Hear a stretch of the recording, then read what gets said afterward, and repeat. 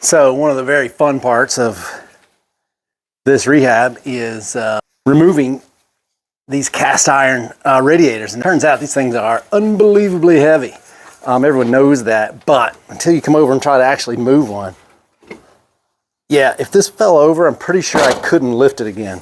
I could flip it over and lay it on its face, but that's about as far as I could get. So what I've got here is a tripod, classic tripod made out of pretty thick, heavy-duty beams. I've got some hooks and straps, and I got this great hand winch that I've used in other videos for various tasks.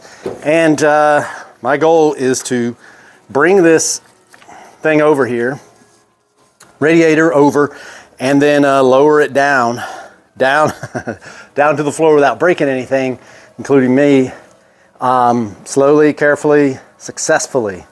So let's see if we can do it.